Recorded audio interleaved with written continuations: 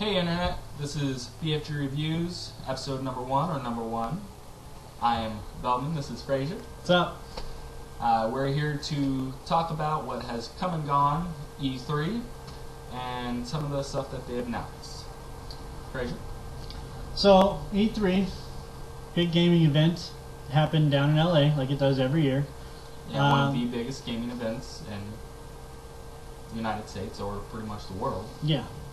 It happens that we didn't actually make it down there. This is only our first episode, so we're trying to get our names out there and get some good reviews to you guys that out there on the internet that maybe want to know a little bit more information about what's going on in the gaming industry, but don't really know where to go to find it. So that's where we're going to come from. It's going to be our opinion, of course. We're just reporting the information back to you guys and let you guys see how you feel about it. And be sure to subscribe, comment, whatever, if you like what we've got to say. So, without further ado, E3 has come and gone. June 10th through the 12th. It's here and now it's gone. A lot of big names were announced. A lot of big games were announced at E3. Some that we didn't even see coming, like Mad Max, right? Yeah, Mad Max. Didn't even see that coming. Just came out of nowhere. Yep. So, Veldman, who do you think won E3? I think we did, the gamers. We won. Really? Why would you say that? The gamers. Why would the gamers win E3? Because they showed what we wanted to see. Games. Not no Kinect, not no PlayStation PS Move, not no the PlayStation Magical Book, whatever it's called. I forgot what it's called. That's how much I care about that. Yeah, that's true. Their ebook or whatever it is. Yeah, Magic Book or whatever the hell it's called.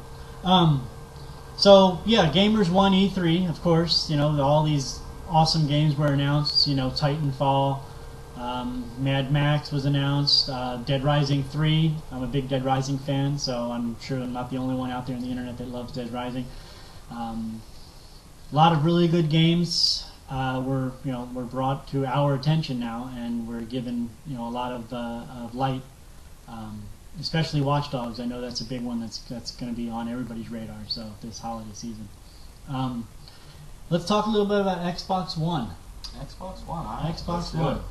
So Xbox One was announced back in their press conference, which was 2 months ago. A couple of months ago. It was in April. And of course, the big outcry from the gamers, like, what the hell, Microsoft? What are you doing to us? Why are you doing this to us? System is going to be $499. It had the always online. It had this DRM bullshit with used games.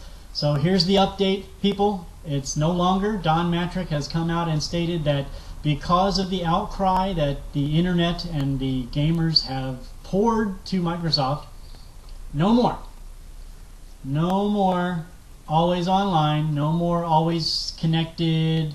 Always have to be doing one update every 24 hours. That is no more. None of that's gone. No more. The only thing for sure is when you initiate the setup for the Xbox, when you first plug it in and you go through the whole setup like you do with the computer or anything else, that's the only thing that's going to require a check, and it has a day one update.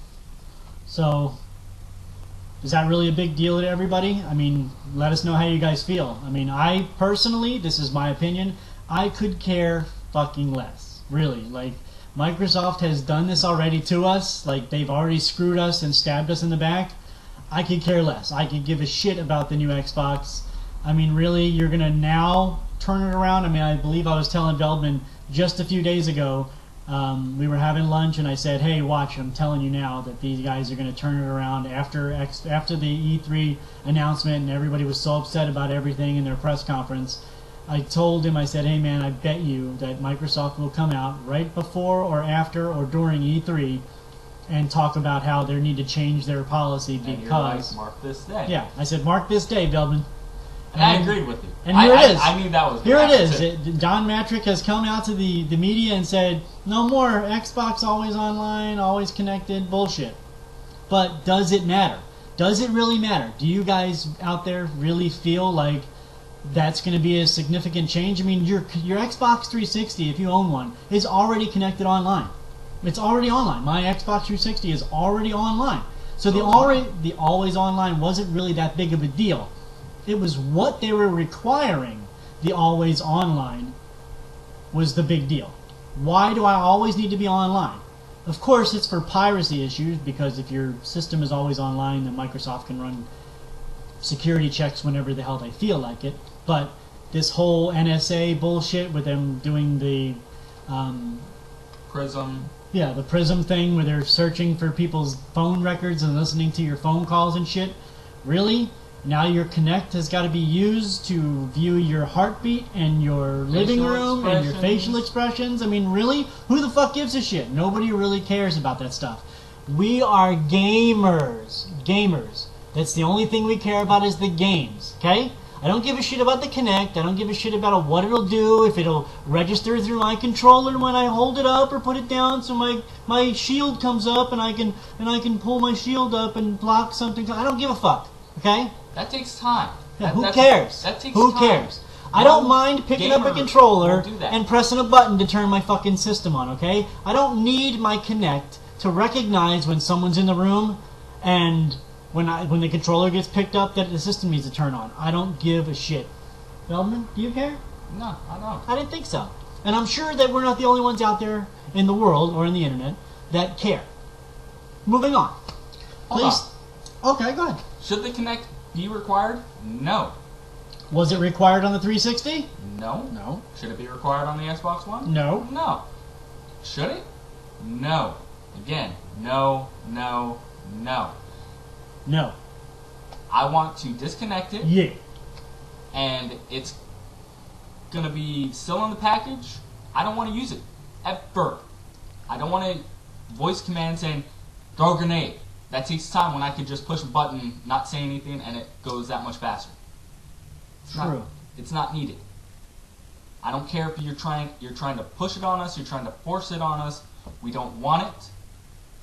It's a, what do you call it? It's a novelty. That's all the Kinect is. It's a novelty item. Piece of shit. I understand where you're trying to eventually get to where you're trying to turn the living room into an actual whole monitor. Hold that thought. Okay. So, hi Internet. Fraser here. How do you guys feel about Nintendo?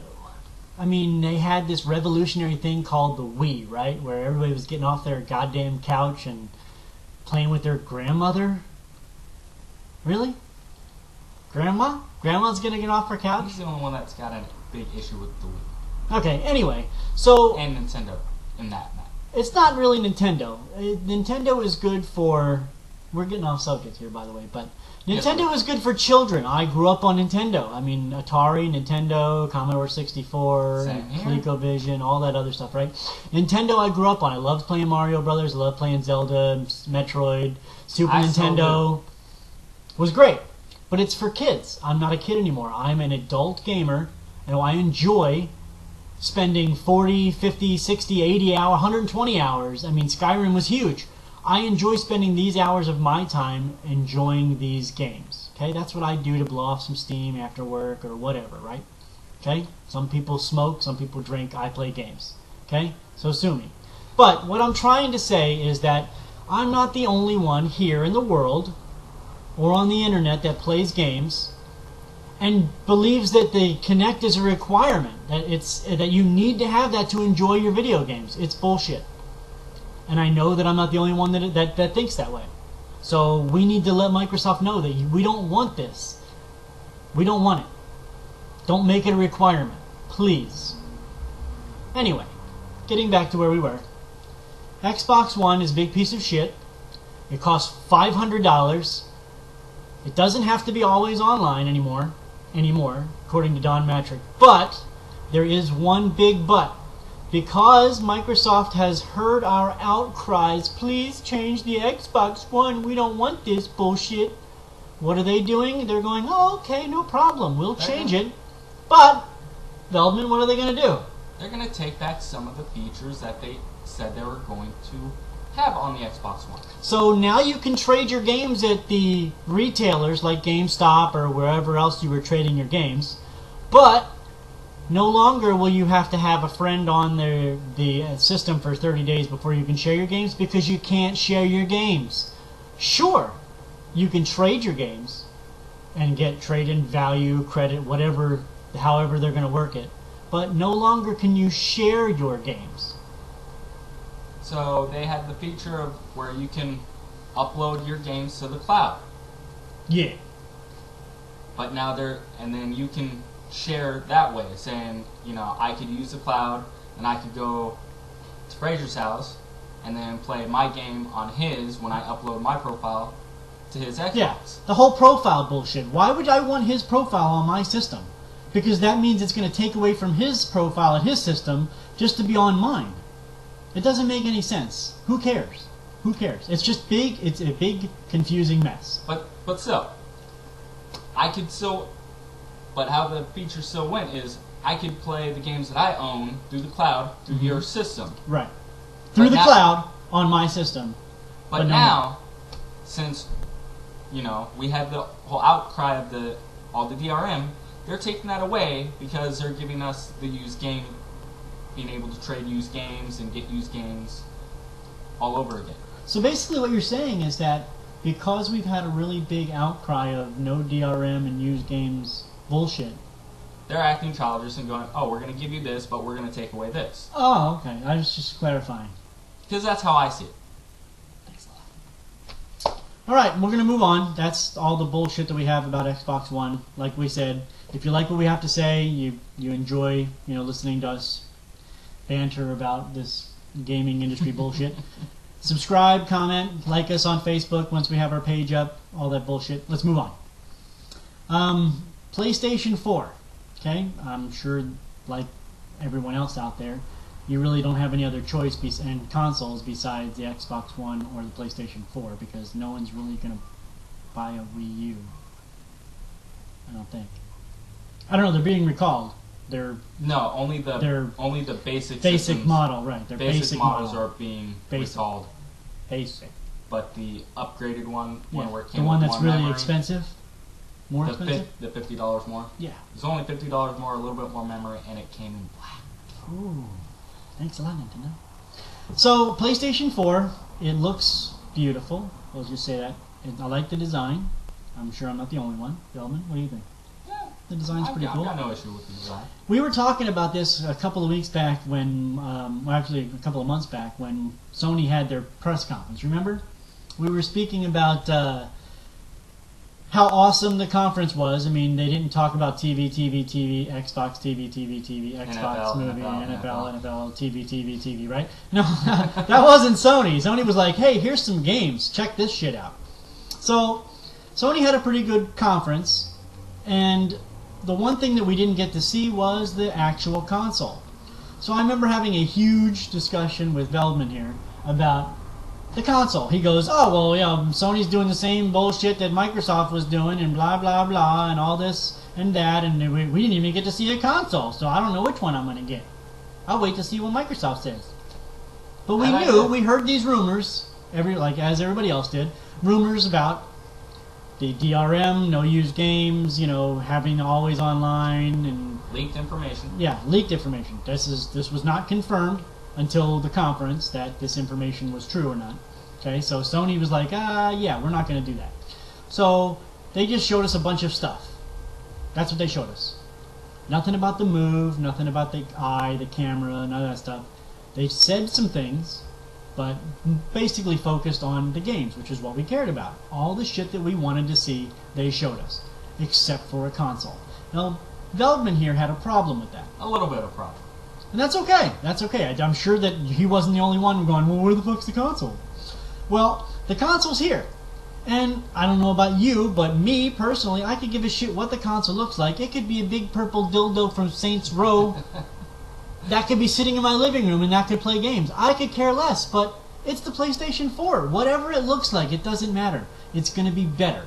That's all that matters. Better graphics. I love the fact that they changed the format so the programming on it is much easier to learn and a lot easier to use. It's more of a PC base now instead of this confusing when people start bullshit. Developing games, it's a lot easier to make games. Exactly. That's why people were having issue making games for the PS3 compared to the Xbox 360. Let's just focus on the Skyrim fiasco, people. You know, the Skyrim. Yes, you know, all the DLC came out on Xbox because Microsoft said, "Here's a bunch of fucking money, give us some shit."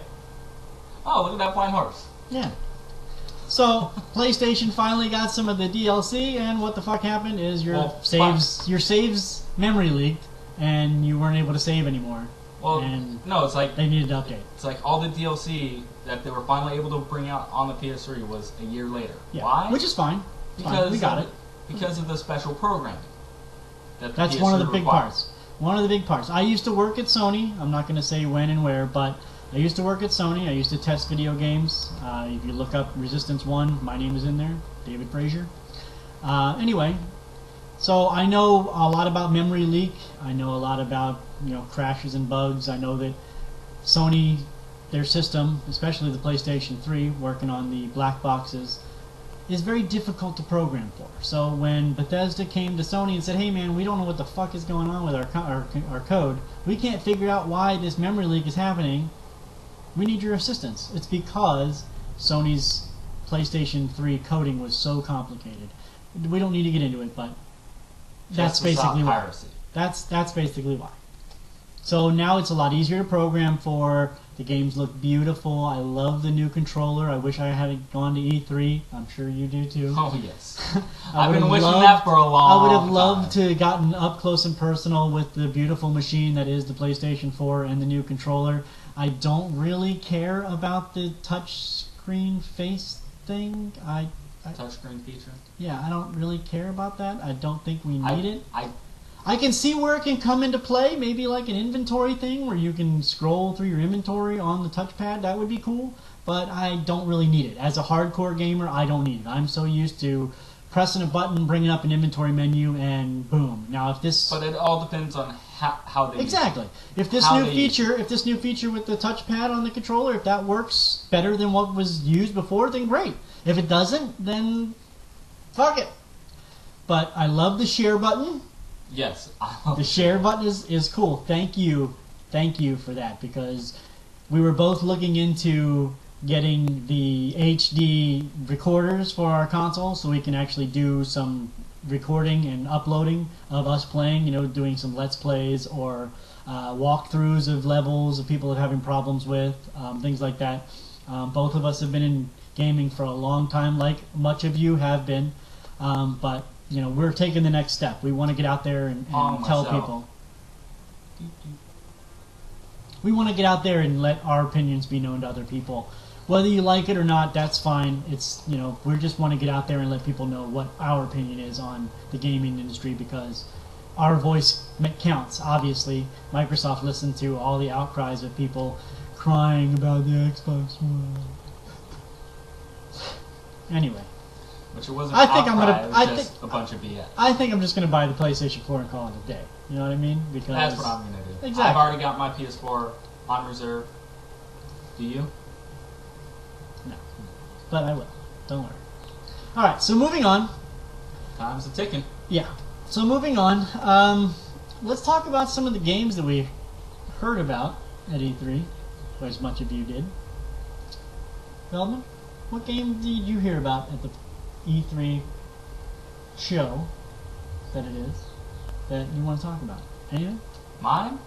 Your big game. Kingdom Hearts 3. I knew it. Tell us all about Kingdom Hearts Farts. Is it Kingdom Farts 3 or Could be Kingdom Scars 3. Ah, okay. Kingdom Farts 3. Got it. No, Kingdom Hearts. Kingdom Hearts 3. Go. So it's in development. They announced it. They haven't really said much, but I'm still excited for it.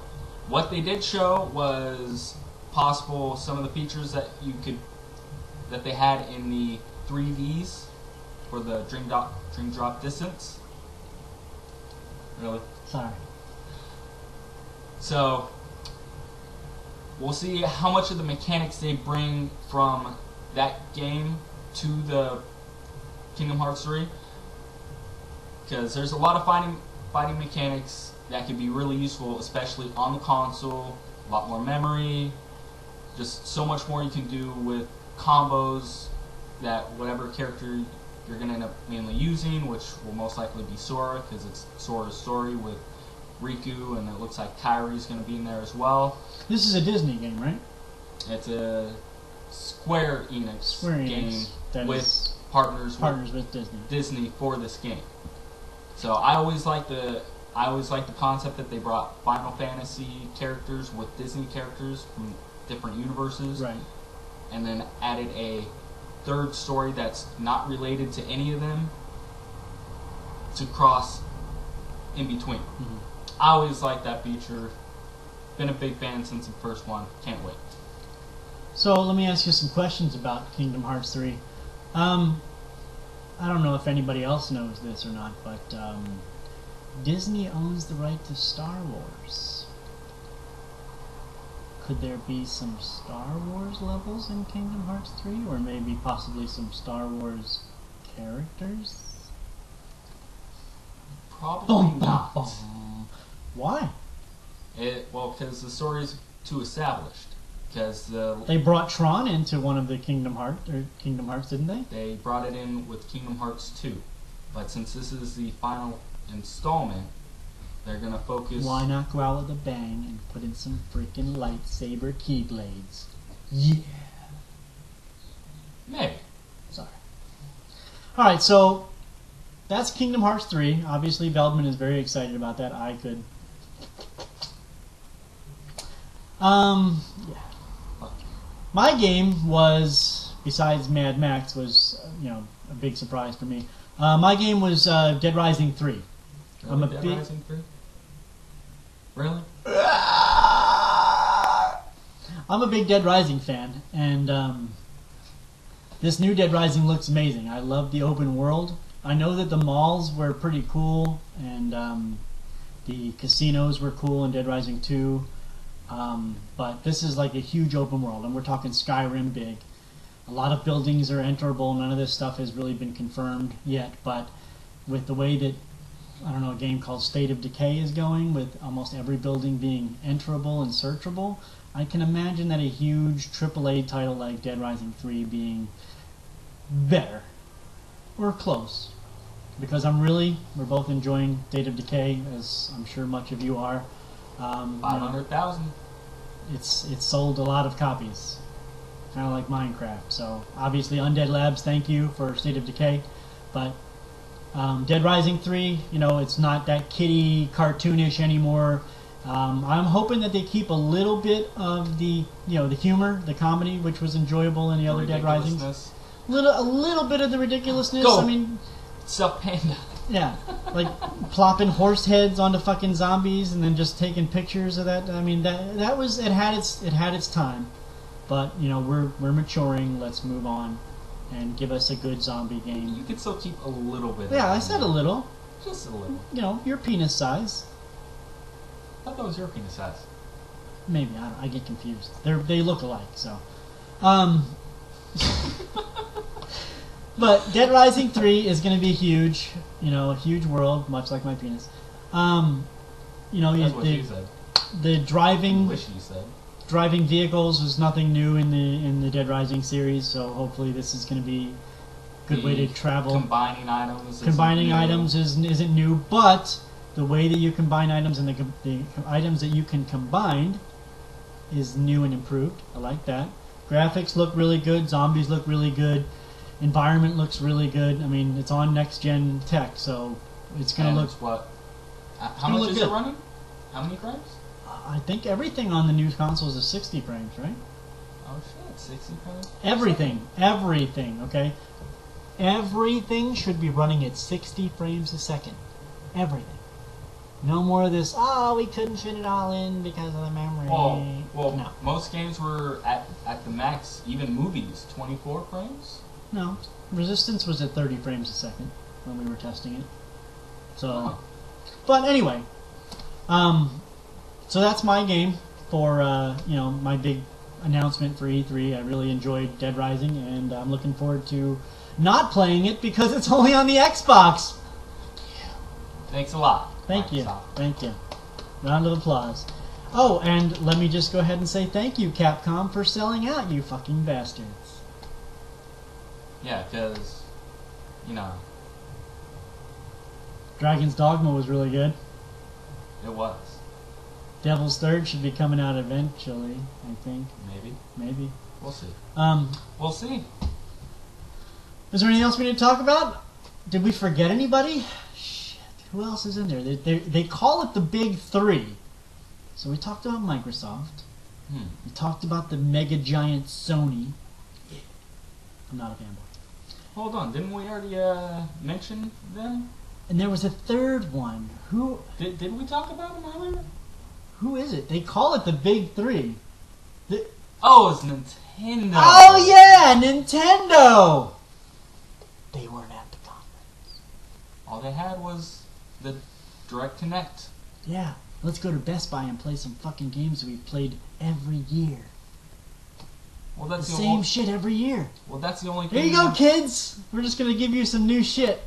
It's the same old shit. Well, We're that's gonna the update only it, thing make it look better. Nintendo had over Sony and Microsoft was the fact that you could play the games that they were demoing at E3. You could demo at Best Buy. 128 Best Buys. Yes. So how do you I went to a Best figure- Buy recently. How do you figure I saw that some of was? the demos that they had. But how do you figure that outdoes Sony and Microsoft? Because they I never said it outdoes. I said they did the only thing they had different. Right. So I mean, the only thing to would have made E3 better for us gamers would be to, hey, shit, let us get our hands at some of these games that are there because we obviously can't get in. But if this video takes off, then we'll see. Fuck yeah, we will. But We'll hold be at on. the next one. Did you hear about? Excuse me? You heard me. Did you hear about the Oya?